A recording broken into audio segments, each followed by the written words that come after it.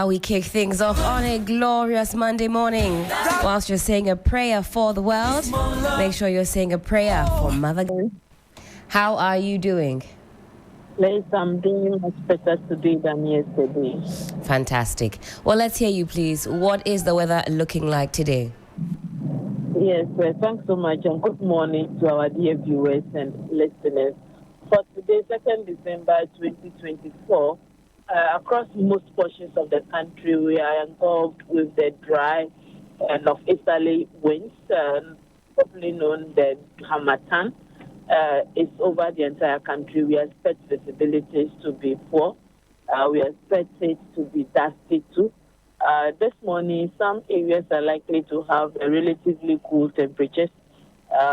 From 8 going on, we expect temperatures to start rising or increasing to 36 for the northern sector, 35 for the middle and the transition, 33 for Greater Accra and its environs. The state of the sea for today, we expect it to become fisherfolk can do any fishing navigations over the ocean. We don't have much rain and thunderclouds. For the water, lake too pretty same. But if they want to do fishing at night, this evening into tomorrow morning, they have to do so with caution because we are anticipating widespread mist and fog patches that is likely to reduce horizontal visibility. Fantastic. Felicity, thank you so much for that. Do have a wonderful Monday. Thank you. We're wishing you the same. Thank you so much. Again, that was Felicity Appiah-Ampofo, Chief Forecaster with the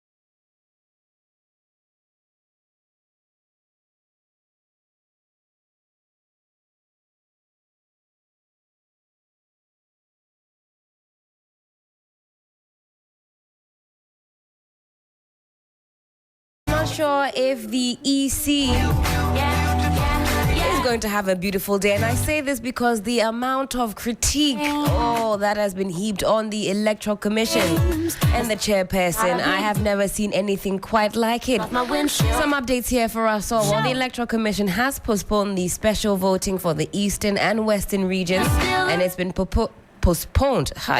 To Thursday, 5th December. Relax. 2024. Relax, okay. Good morning. Be calming down. How are we doing? I mean, Dr. Baumia has stormed the Ashanti region once more to go and campaign hard. Any other thing you do will amount to Reagan.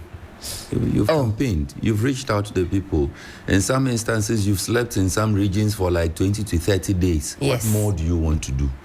What again? I cited a graph yesterday. I hope I can find it again. That sought to tell us at what point people have made up their mind. So the graph represents the percentage of people that made up their minds long before any campaigning had happened. And in fact, the die-hard NDC, the die-hard fans, yes. And they made up a good chunk of that particular graph. Recall this guy, is it Big Brother? The guy you spoke to at the Manette area.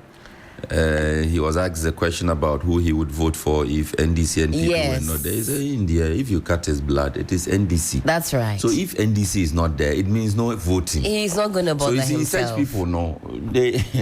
Whatever you say. I think as per the graph, those types of people made up something like 40% of the voters, which is a lot. And then it dwindled down to those, and still over maybe 15% of people whose minds can be swayed at the last minute. I'll find that graph. So don't listen to Sixtus. Please continue. There's a demographic that can still be wooed and swayed by what you say. In agreeing with you, I dare say that within the Greater Accra region, the so-called dominant middle class, the class that triggered that action in 2016, I think a chunk of them yet to decide.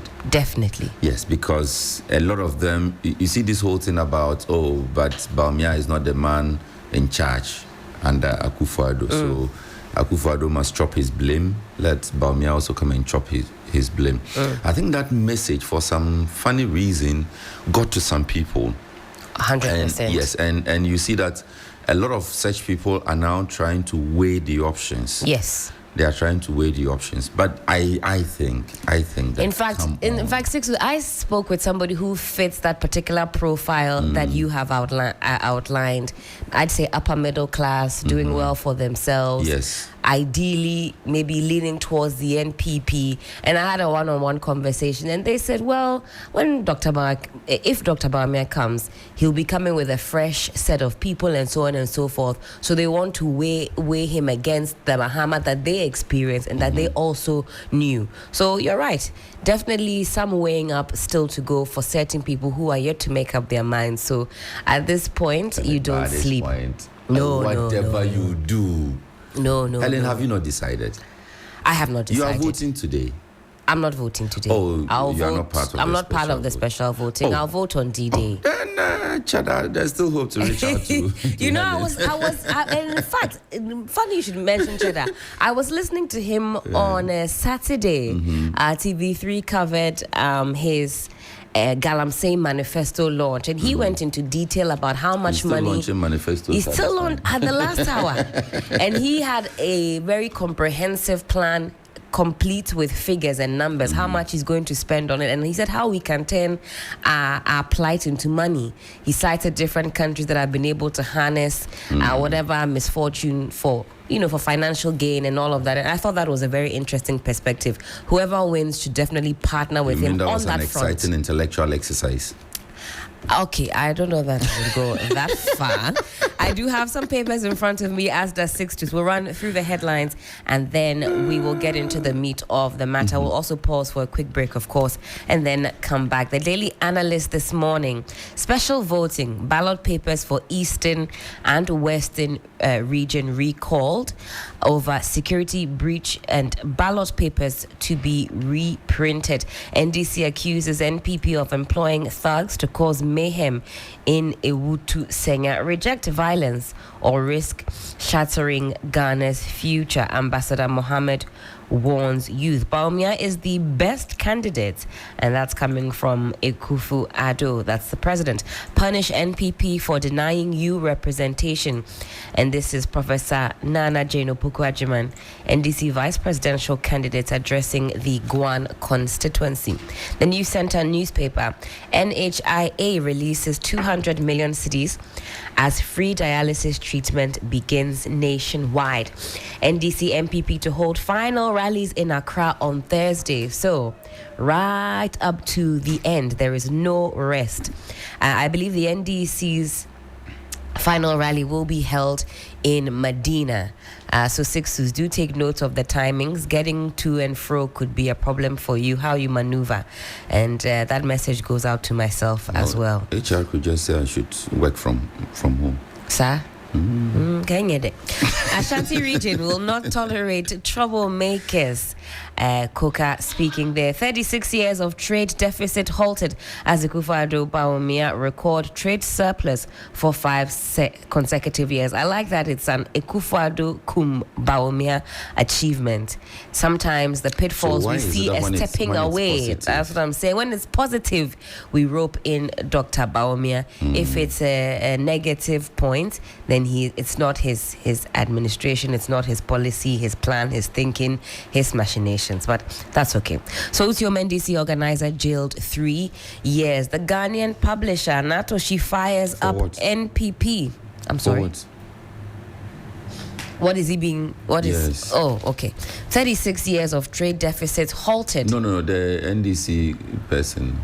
Okay. It's on page 2. We'll come to that. I'm not too sure what his offense is. Probably unrelated to the headline. That's what you're trying to make. Yes. Okay, well, he was seen making serious threats against public officers and spreading disinformation on camera.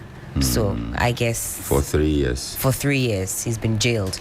Then we've got the Ghanaian publisher newspaper. Akufo-Addo celebrates Obechebi Lamte. Also, Natoshi fires up NPP supporters ahead of polls. Lydia Al-Hassan refutes UG arrest allegation, and EC suspends special voting in 2 regions. Zoomline boss calls for peaceful elections. So shall I pause now for a quick break? When we come back, then we get into more. Of course, our resident biter in pole position. Good morning again. This is going to be quite the morning here on 3FM Sunrise on 3FM 92.7. Don't go too far. We go for a quick break. When we come back, Johnny's Bite. Hey, Mapadi, so you still haven't gotten any job in the last 6 years? Bro, I'm even getting depressed, Charlie. If you don't have any money to get trained in any skill, Charlie, you can't survive in this economy. Even those with big degrees are sitting at home. There's good news coming. Have you heard of the National Apprenticeship Program? National Apprenticeship Program? Yes, John Mahama and the NDC will be launching a National Apprenticeship Program in 2025 to offer free technical and vocational training to all persons desirous of learning a craft. Did you say free? Yes, free technical and vocational training in carpentry, ceramics, welding, tiling, hairdressing, vulcanizers, fashion designing, electricals, POP, catering, and many others for young people who sign on to the program. People who complete the training will also be issued a certificate and provided with a startup capital and equipment to establish their own. You shock, eh? The National Apprenticeship Program is the hope